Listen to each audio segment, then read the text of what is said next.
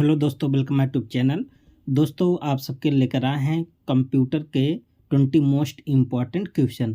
दोस्तों, यदि आप यूपी ट्रिपल एससी के थ्रू किसी भी एग्ज़ाम की तैयारी कर रहे हैं, जैसे जूनियर असिस्टेंट हो गया, स्टेनो हो गया और न्यू वैकेंसी जो आप सबका लेखपाल है, इन सब की तैयारी करें। और इसके अतिरिक्त अगर हम बात करें तो जेई के लिए भी ये सेशन मोस्ट इम्पॉर्टेंट होगा। ठीक है, तो दोस्तों आज के सेशन में हम ज़्यादा से ज़्यादा आप सबका रिवीजन करने की कोशिश करेंगे और क्वेश्चन भी अच्छे लेवल का रखा गया है। ठीक है, तो सबसे पहले आप सब वीडियो को लाइक कर दीजिए और चैनल को सब्सक्राइब कर दीजिए। तो चलते हैं सेशन की तरफ। पहला क्वेश्चन क्या है, देखिए, आर्टिफिशियल इंटेलिजेंस को क्या बोलते हैं? एआई बोलते हैं। ठीक है, से तात्पर्य उस तकनीकी से है जिसमें कंप्यूटर सिस्टम को मानव मस्तिष्क की तरह सोचने, समझने, सीखने और निर्णय लेने योग्य बनाया जाता है। कह रहा कि फिर एआई का मुख्य उद्देश्य क्या है।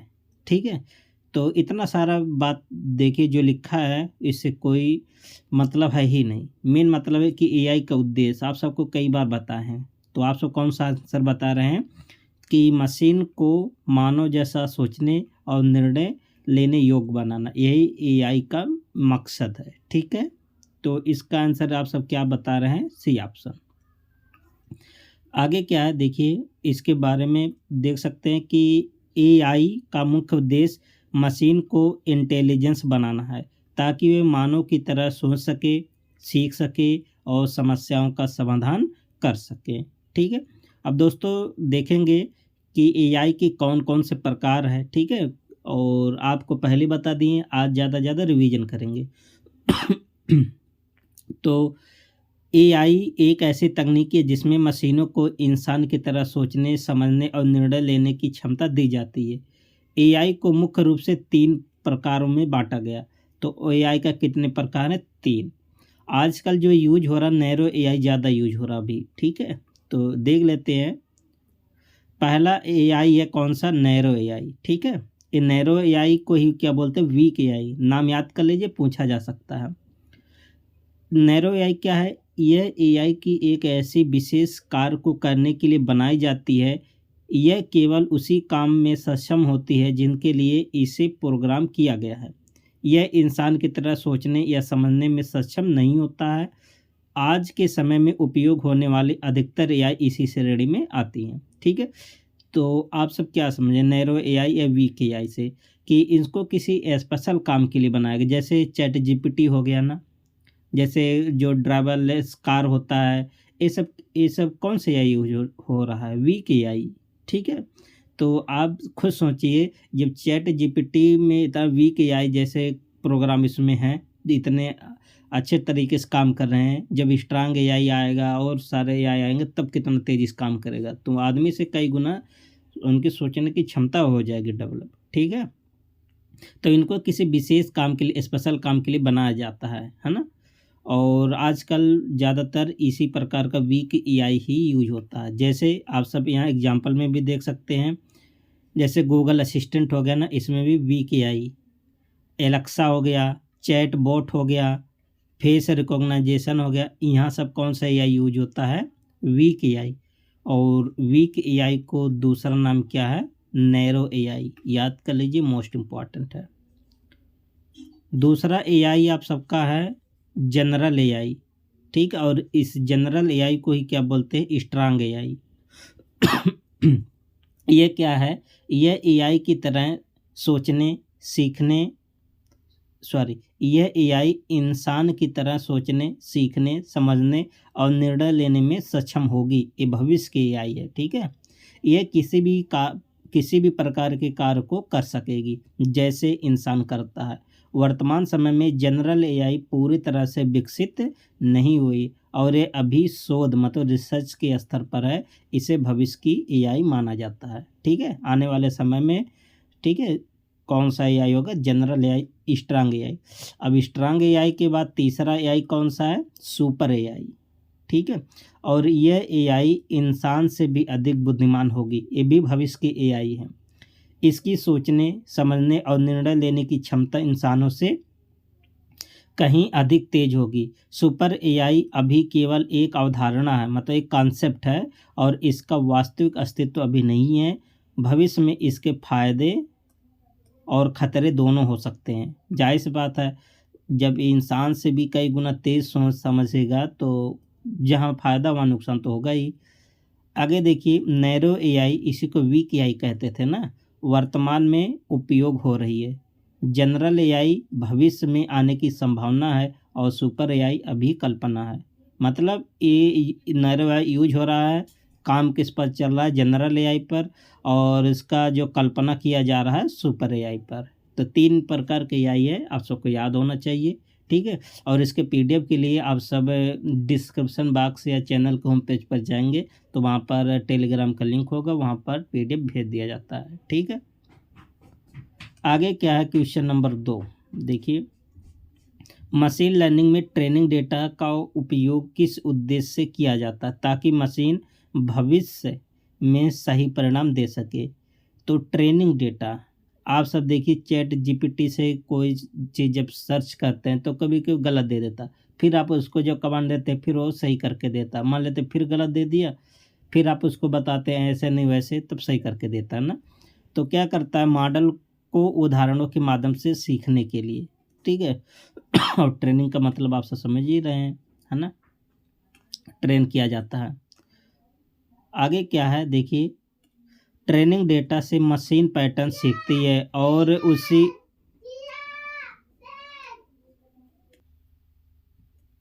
देखिए, ट्रेनिंग डेटा से मशीन पैटर्न सीखती है और उसी के आधार पर प्रेडिक्शन करती है, ठीक है। तो डेटा जितना मजबूत होगा, जितना बड़ा होगा, जितना अच्छा होगा, उसी के अनुसार जो मशीनें हैं, जो एआई है, उसी के अनुसार अच्छे से अच्छा प्रेडिक्शन करती हैं, ठीक है। तो कुल मिलाकर डेटा पर आधारित होती है। क्वेश्चन नंबर 3 कह रहा कि डीप लर्निंग को मशीन लर्निंग का उन्नत रूप माना जाता है। बिल्कुल बात सही, आप सबको कई बार बताए हैं। डीप लर्निंग मुख्यतः किस तकनीकी पर आधारित होता है, ये भी सबका क्वेश्चन सही होना चाहिए। तो आप सबको बताए थे ना, न्यूरल नेटवर्क पर एक काम करता है, जिसके माध्यम से मशीन लर्निंग से ज़्यादा उन्नत माना जा सकता है। तो आर्टिफिशियल न्यूरल नेटवर्क पर ये आधारित होता है, ठीक है। तो सी ऑप्शन होगा सही।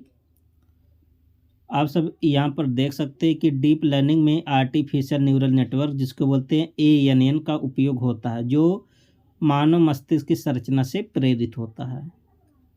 अगला क्वेश्चन क्या है, क्वेश्चन नंबर 4 दोस्तों। क्वेश्चन नंबर 4 सॉल्व करने से पहले आप सबको बता दें कि जूनियर असिस्टेंट हो, जेई हो, स्टेनो हो, और जो लेखपाल का नई वैकेंसी आए, इसके यूपी जीके और कंप्यूटर के डिटेल नोट्स के लिए, ठीक है।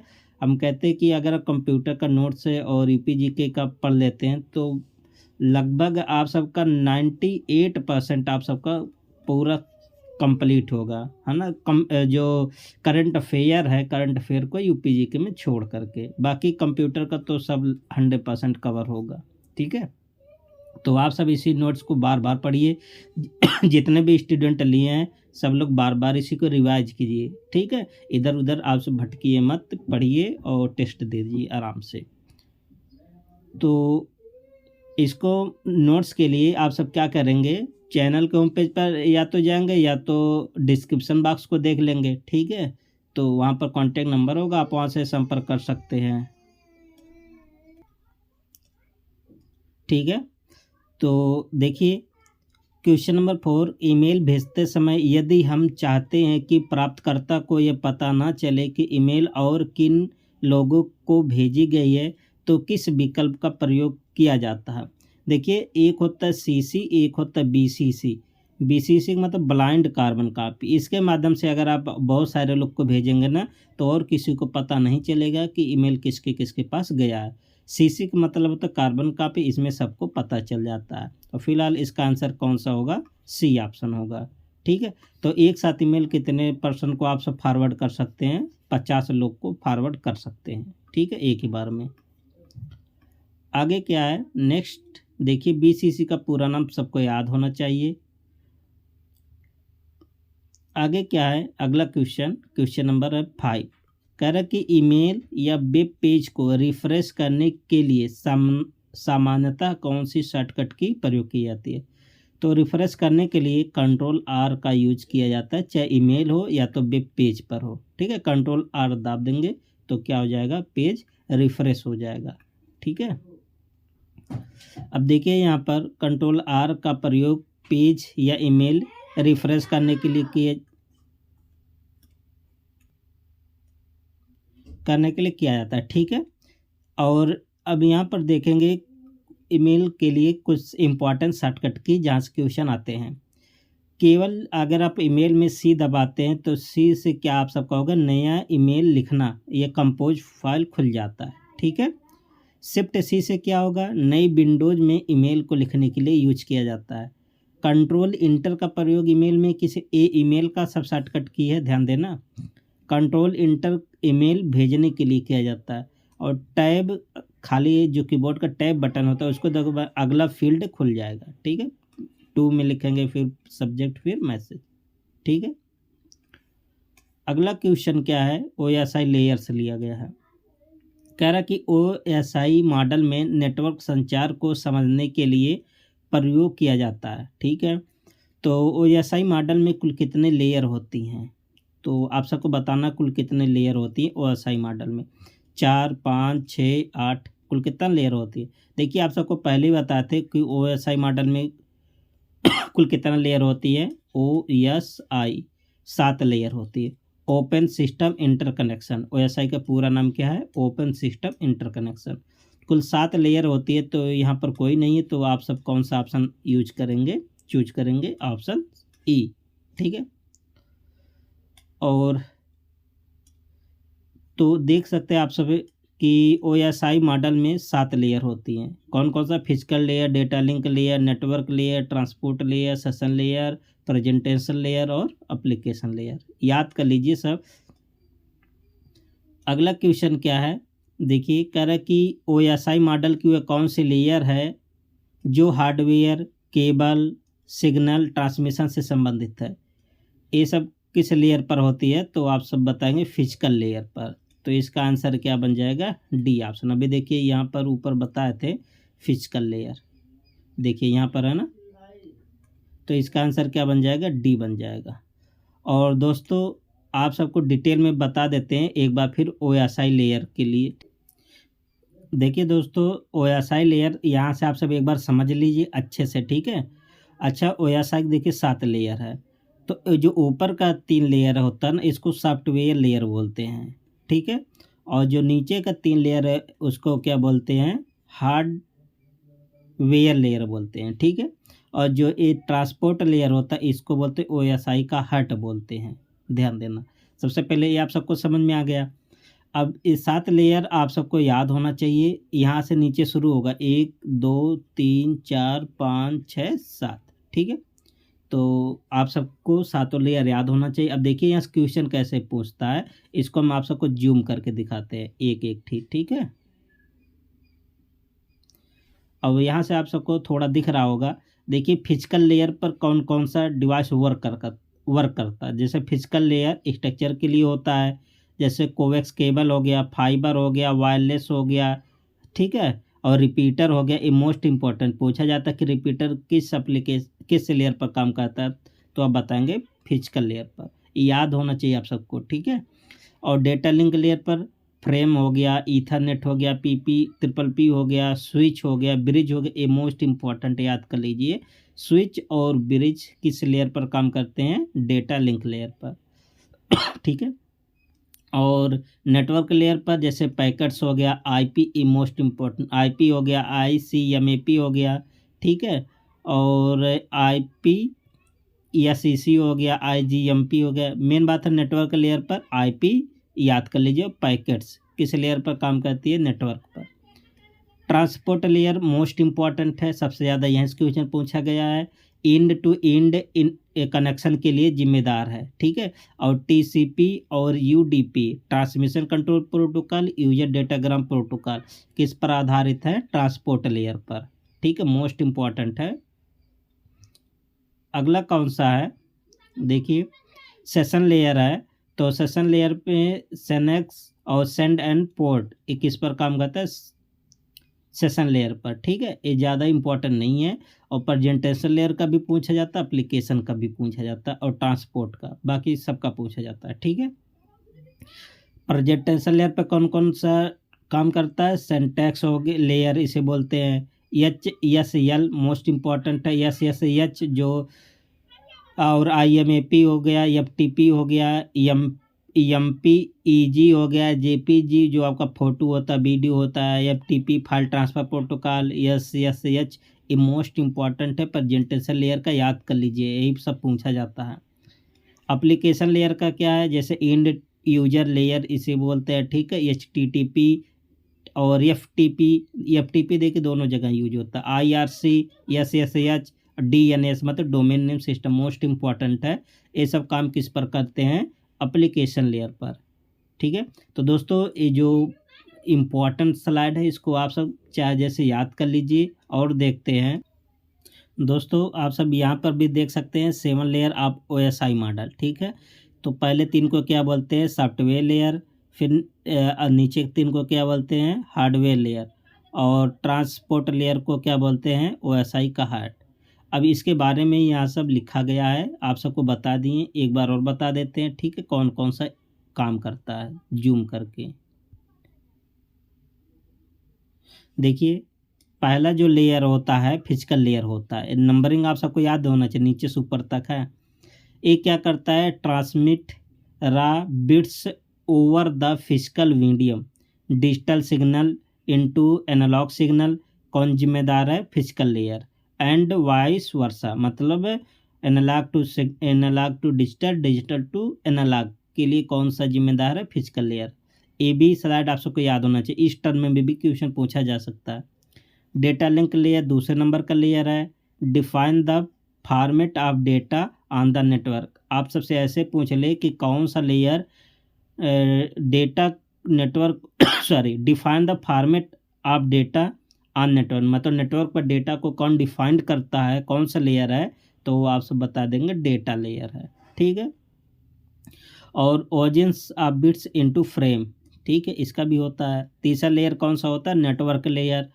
Move the packets from source to destination, एक काम कौन करता है?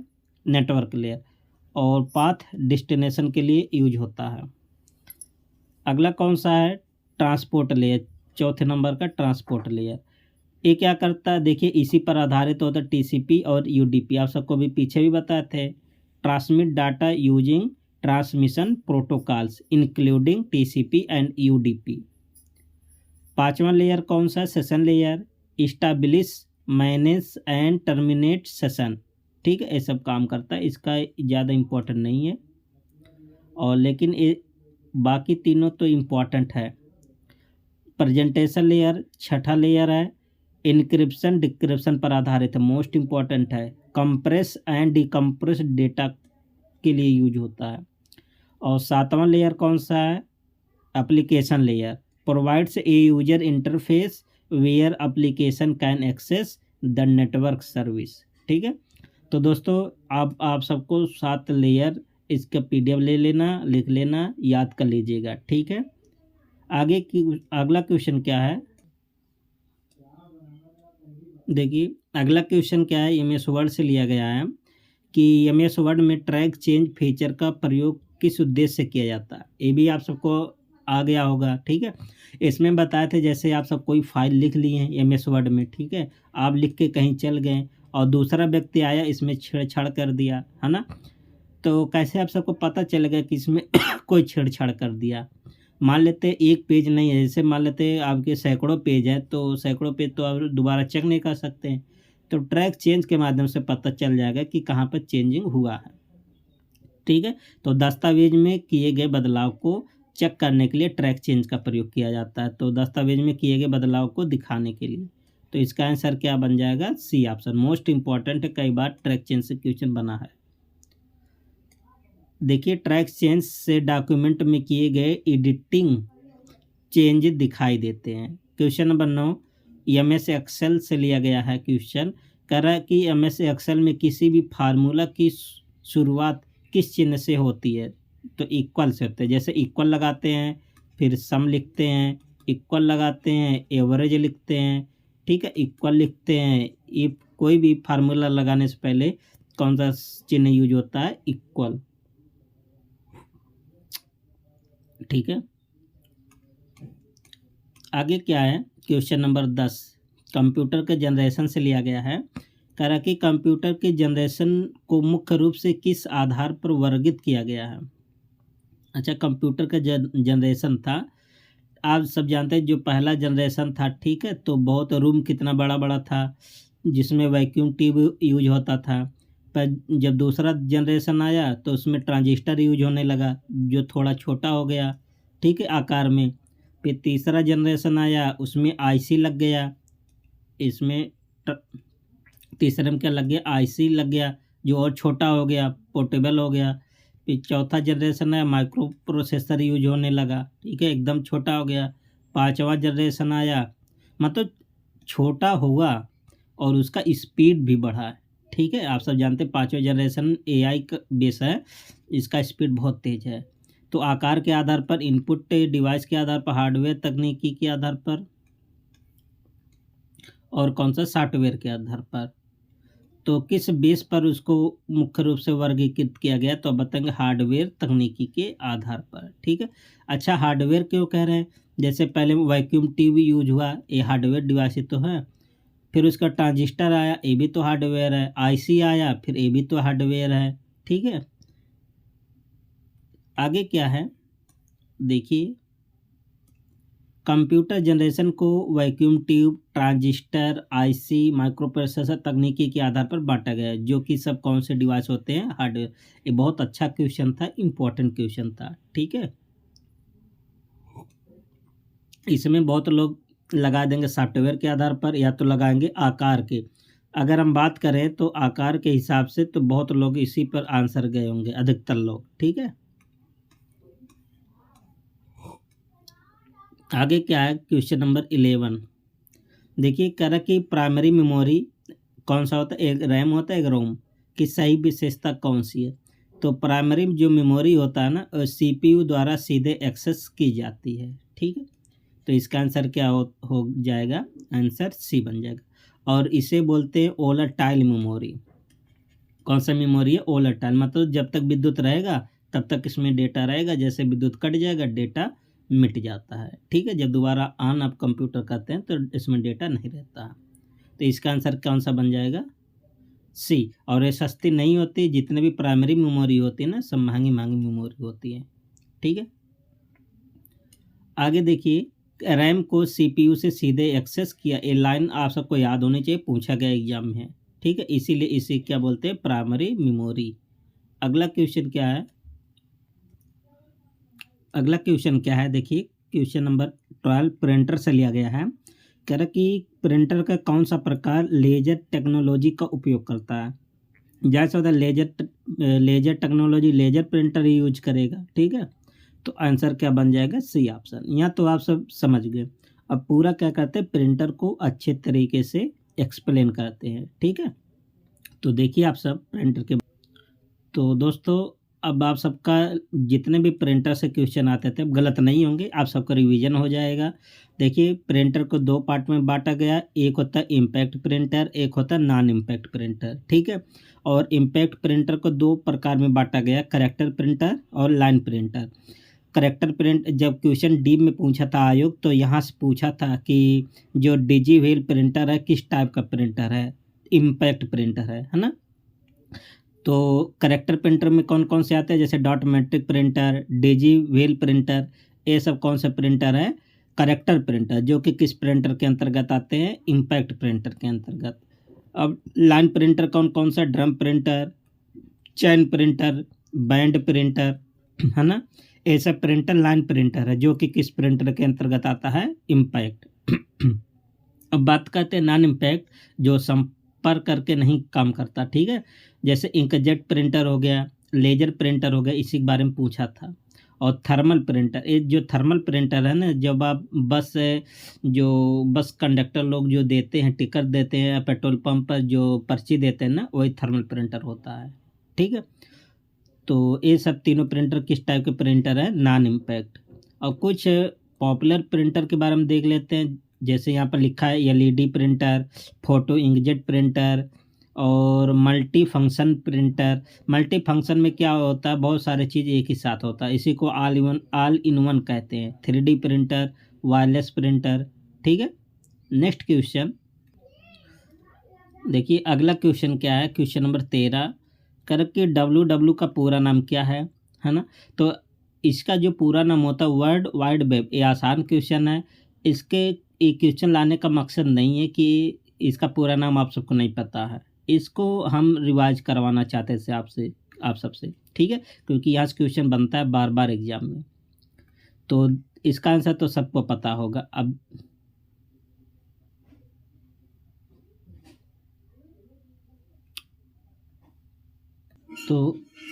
तो इसके बारे में डिटेल जानकारी अभी आगे भी मिलेगा, बट इतना आप सब जान लीजिए, इसका खोज कब हुआ था, 1989 में हुआ था। ठीक है, किसने खोज किया था, टिम बर्नर्स ली ने इसका खोज किया था। ठीक है, 21 प्रोटोकॉल पर आधारित होता है, HTTP और HTTPS। APS वाला जो होता है, यस फॉर सिक्योर, है ना।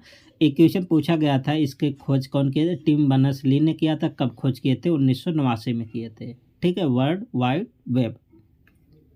क्वेश्चन नंबर 14 करके इंटरनेट का मुख्य उद्देश्य क्या है, सूचना और संचार को सुगम बनाना। मेन मकसद किसका है, इंटरनेट का। ठीक है, तो आंसर क्या आप सब बता रहे हैं, ऑप्शन सी बता रहे हैं। क्वेश्चन नंबर 15 साइबर सिक्योरिटी से लिया गया है। कह रहा कि साइबर सिक्योरिटी का मुख्य उद्देश्य क्या है, तो डेटा और सिस्टम को सुरक्षित करना, यही मेन मकसद होता है साइबर सिक्योरिटी का। तो आंसर क्या आप सब लगा रहे हैं, बी ऑप्शन लगा रहे हैं। ठीक है, अगला क्वेश्चन क्या है, क्वेश्चन नंबर 16 देखिए। कह रहा कि कंप्यूटर वायरस क्या है, तो कंप्यूटर वायरस एक प्रकार का हानिकारक प्रोग्राम होता है जो आप सबके कंप्यूटर, लैपटॉप, पीसी में घुस करके सिस्टम को ख़राब कर देता है। ठीक है, अभी वायरस आ गया, तो वायरस के बारे में डिटेल देखते हैं। ठीक है, क्योंकि यहाँ भी क्वेश्चन बनता है। तो कंप्यूटर वायरस के प्रकार जैसे कौन कौन से प्रकार हो गए, जैसे बूट सेक्टर वायरस है, कई बार क्वेश्चन पूछा गया। ठीक है, तो बूट सेक्टर वायरस क्या होता है कि कंप्यूटर स्टार्ट होते ही ये एक्टिव हो जाता है ना। अच्छा, बूटिंग एक शब्द कई बार क्वेश्चन पूछा जाता है, तो जब आप कंप्यूटर स्टार्ट करते हैं ना, तो उसे क्या बोलते हैं, बूटिंग। तो जब कंप्यूटर स्टार्ट होता है तो सबसे पहले अगर आपके सिस्टम में वायरस है तो एक्टिव हो जाता है। अगला वायरस है फाइल वायरस। ये क्या करता है, फाइलों को नुकसान करता है। ठीक है, मोस्ट इम्पॉर्टेंट है ट्रोजन हॉर्स। ये कई बार क्वेश्चन पूछा गया है। ये क्या करता है, ये आप सबको लगेगा ना जैसे कोई फाइल बना रहेगा और आप सबको लगेगा कि ये ओरिजिनल फाइल है। ठीक है, आपको पता नहीं चलेगा, एक सही प्रोग्राम जैसा दिखता है लेकिन ये नुकसानदायी होता है। ठीक है, आप सबको चकमा दे देता है। वार्म के बारे में भी कई बार क्वेश्चन पूछता है। इस अपने आप फैलने वाला एक प्रकार का वायरस है ना, तो वार्म। स्पाईवेयर एक क्या कहता है, जासूसी करने वाला वायरस होता है। ठीक है, आपके सिस्टम में घुस के जासूसी करता है। तो मोस्ट इम्पॉर्टेंट है, देखिए ये जो क्वेश्चन लाने का मकसद था वायरस क्या है ये आप सबको पता होगा, लेकिन हमारे क्वेश्चन लाने का मकसद था वायरस के बारे में बताना, क्योंकि यहाँ से क्वेश्चन कई बार बना है पेपर में। ठीक है, क्वेश्चन नंबर 17 कह रहा कि एंटी वायरस सॉफ्टवेयर का उपयोग किस लिए किया जाता है। एंटी वायरस का प्रयोग किस लिए किया जाता है, सिस्टम को बचाने के लिए। अब देख लेते हैं कौन सा ऑप्शन दिया, वायरस को पहचान करके उसको हटाने के लिए। यही आंसर भी हो जाएगा ऑप्शन सी। ठीक है, अब यहाँ पर देख लेते हैं कुछ इम्पोर्टेंट सॉरी ऑप्शन सी बोले कि ऑप्शन बी, ऑप्शन बी रहेगा। अब देखिए प्रमुख एंटीवायरस कौन कौन से हैं। कुछ तो फ्री एंटीवायरस होते हैं। ठीक है, एक मिनट देखिए, कुछ तो फ्री एंटीवायरस होते हैं। ठीक है, कुछ तो पेड होते हैं, तो दोनों का डिस्कस करेंगे। ठीक है, अब फ्री में कौन कौन सा होता है, जैसे एवेस्ट ये फ्री एंटीवायरस है, AVG ये भी फ्री है, अवीरा ये भी फ्री एंटीवायरस है, माइक्रोसॉफ्ट का डिफेंडर है, इम्पॉर्टेंट है। डिफेंडर किसका है? एंटीवायरस है, माइक्रोसॉफ्ट का है। ये विंडोज डिफेंडर के नाम से भी जाना जाता है। और बिट डिफेंडर ये भी फ्री है। देखिए अच्छा, बिट डिफेंडर ये शायद बैंकों के लिए होता है, बैंक में जी यूज करते हैं, ठीक है। तो यहाँ पर बहुत सारा एंटीवायरस है, आप सबको नाम याद होना चाहिए। अवेस्ट होता है, एवीजी होता है, अवीरा और डिफेंडर, बिट डिफेंडर, है ना, ये सब याद होना चाहिए। ये सब क्या है? एंटीवायरस फ्री वाले हैं। अब देख लेते हैं जो पेड एंटीवायरस है, जिसको आप सबको परचेस करना पड़ता है। Quick Heal antivirus, Norton, Kaspersky, McAfee और ई सेट, है ना, और ट्रेंड माइक्रो और सोपोस, ये सब क्या है? आप सबको पेड मिलेगा, ठीक है। तो आप सबको 2-3 बार पढ़ना पड़ेगा, ठीक है, तब जाके याद हो जाएगा आराम से। जैसे ऑनलाइन, अगला क्वेश्चन, ऑनलाइन पेमेंट टूल का उदाहरण कौन सा है? तो ऑनलाइन पेमेंट टूल जैसे गूगल पे, फ़ोन पे, पेटीएम, यूपीआई टूल की बात किया तो यूपीआई के माध्यम से क्या करते हैं? पेमेंट किया जा सकता है, ठीक है। अब देख लेते हैं इम्पोर्टेंट फैक्ट। भारत में प्रचलित प्रमुख ऑनलाइन टूल्स, जैसे यूपीआई हो गया ना, यूपीआई पूरा नाम पूछा जाता है यूनिफाइड पेमेंट इंटरफेस। इसके अंतर्गत आप यूपीआई के माध्यम से कौन कौन सा एप्लीकेशन यूज करके आप सब पेमेंट कर सकते हैं, जैसे फ़ोनपे हो गया, गूगल पे हो गया, पेटीएम हो गया, भीम पे, ये सब एप्लीकेशन होते हैं, इसके माध्यम से आप पेमेंट कर सकते हैं। मोबाइल वॉलेट कौन कौन सा, जैसे पेटीएम का वॉलेट हो गया, अमेजन पे हो गया, मोबीक्विक हो गया, ठीक है। डेबिट कार्ड के माध्यम से आप पेमेंट कर सकते, जैसे वीज़ा हो गया, मास्टर कार्ड हो गया, रुपे हो गया, रुपे भारत का है, ठीक है। क्वेश्चन नंबर 19, देखिए क्लाउड कंप्यूटिंग का अर्थ क्या है? तो इसका अर्थ होता है इंटरनेट पर डेटा और सर्विस का प्रयोग करना। इम्पॉर्टेंट है, यहाँ से क्वेश्चन बना है, इसलिए इसको एक्सप्लेन हम किए हैं। जैसे क्लाउड कंप्यूटिंग के एग्जांपल, जैसे गूगल ड्राइव हो गया, ठीक है, आप सबको मिलता है, फ्री में मिलता है कुछ जीबी तक। इसमें क्या होता है? ऑनलाइन फाइल आप स्टोर कर सकते हैं, शेयर यहाँ से भी कर सकते हैं, और कहीं से भी इसको कहीं से भी खोला जा सकता। मतलब जैसे आप सब मान लेते एक मोबाइल लिए हैं, ठीक है, और एक मोबाइल आपका ख़राब हो गया और दूसरा नया मोबाइल ख़रीदे, तो जितने भी डेटा इसमें रहेगा इसमें आ जाएगा। ये सब ईमेल के माध्यम से लॉगिन होता है, ठीक है। जीमेल भी क्लाउड कंप्यूटिंग देता है। मतलब जितने भी कंपनी होते हैं ऑनलाइन सर्विस वाले, सबका अपना अपना क्लाउड होता है, क्योंकि सबको अपना डेटा रखना पड़ता है, ठीक है। तो बिना आपके कंप्यूटर पर कुछ इंस्टॉल किए ईमेल भेजना और पाना, ये मतलब अपने आप देता है 15 जीबी तक देता है, ठीक है। ड्रॉप बॉक्स ये सब अपने मोबाइल में देखते होंगे, रहता होगा, यहाँ आप सब फोटो वीडियो डॉक्यूमेंट भी रख सकते हैं। एक क्वेश्चन इंपॉर्टेंट है, क्वेश्चन है जूनियर असिस्टेंट नहीं कर रहे हैं, यूपी तपसी हाल ही के एग्जाम में पूछा गया 2025 वाले में। AWS अमेजन वेब सर्विस इसे बोलते हैं। ये क्या है? जो एक मिनट,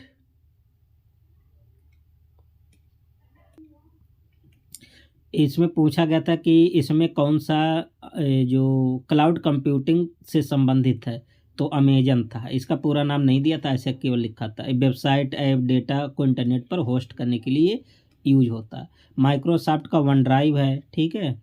और जूम, गूगल मीट, ये सभी ऑनलाइन वीडियो मीटिंग क्लास चलाने के लिए यूज होता है। नेटफ्लिक्स भी है, नेटफ्लिक्स क्या करता है? मूवी और वेब सीरीज़ के लिए होता है। पेटीएम, फ़ोनपे, इनका भी अपना होता है ऑनलाइन पेमेंट डेटा को रखने के लिए। जैसे मान लेते हैं आप पेमेंट करते हैं ना, ठीक है, तो जितने जितने पेमेंट के सबका हिस्ट्री आप सब कई दिनों के बाद भी देख सकते हैं। तो ये सब कहाँ रहता है? क्लाउड पर ही तो रहता है। और आज का लास्ट क्वेश्चन क्या है? इंटरनेट और डब्ल्यू में अंतर क्या है? तो इंटरनेट क्या है? इंटरनेट एक नेटवर्क है और डब्ल्यू एक सेवा है, सर्विस है, ठीक है। तो बी ऑप्शन हो जाएगा सही। आगे देखिए इसके बारे में डिटेल। तो इसका पूरा नाम सबको याद होना चाहिए, ऊपर के क्वेश्चन में आप सबको बताए थे। वर्ल्ड वाइड वेब, डब्ल्यू क्या होता है? इंटरनेट पर मौजूद वेब पेजों और वेबसाइट का संग्रह होता है। कौन? डब्ल्यू। और डब्ल्यू इंटरनेट का एक भाग है। पूरा इंटरनेट नहीं है, ध्यान देना, ये लाइन सबको याद होना चाहिए। और www का उपयोग क्या होता है? जानकारी को खोजने में, ऑनलाइन पढ़ाई करने के लिए, ईमेल और सोशल मीडिया के लिए, ऑनलाइन शॉपिंग और बैंकिंग के लिए। ठीक है। और जो इसके घटक है आप सबको याद होना चाहिए। तो वेब ब्राउज़र, तो जैसे क्रोम हो गया, फायरफॉक्स हो गया, एड्ज हो गया, ये सब वेब ब्राउज़र है, इसी के माध्यम से आप यहाँ तक पहुँच होते हैं। ठीक है। वेब सर्वर, जहाँ वेबसाइट की फाइलें रखी जाती हैं। URL uniform resource locator, website का पता लगाता है। HTTP और HTTPS ये प्रोटोकॉल का यूज करता है भेजने के लिए। ठीक है। आगे देखिए www काम कैसे करता है। यूजर ब्राउज़र में URL लिखता है, फिर यूजर सर्वर से वेब पेज मांगता है, उसके बाद सर्वर वेब पेज को भेजता है। और www का हिस्ट्री की हम बात करें, इसके आविष्कर्ता आप सबको ऊपर बता दिए, टिम बर्नर्स-ली साहब हैं। 1989 में इसकी शुरुआत हुआ। पहले इसका उपयोग शोध कार्यों के लिए होता था, इम्पोर्टेंट है, याद कर लीजिए। इसका काम कहाँ होता है? रिसर्च करने के लिए। इसका प्रॉफिट क्या, लाभ क्या, एडवांटेज क्या है? जानकारी तक आसान पहुंच, समय और पैसे की बचत, विश्व से जुड़ने का साधन। ठीक है। तो आप जानते हैं घर बैठे अमेरिका के बारे में जानकारी ले सकते हैं। ठीक है। तो दोस्तों आज का सेशन आप सबको कैसा लगा? जैसे बहुत जो स्टूडेंट हैं, जैसे पवन कुमार हो गए, ठीक है, और एक है आनंद गौतम हो गए ना, ये अपना फीडबैक बराबर देते रहते, अच्छे स्टूडेंट हैं। ठीक है। तो बहुत सारे स्टूडेंट वीडियो जो भी 150 लोग देखते हैं, अपना फीडबैक ज़रूर दें और वीडियो को लाइक ज़रूर कर दें। मिलते हैं नेक्स्ट सेट में, तब तक के लिए best of luck, thank you and take care.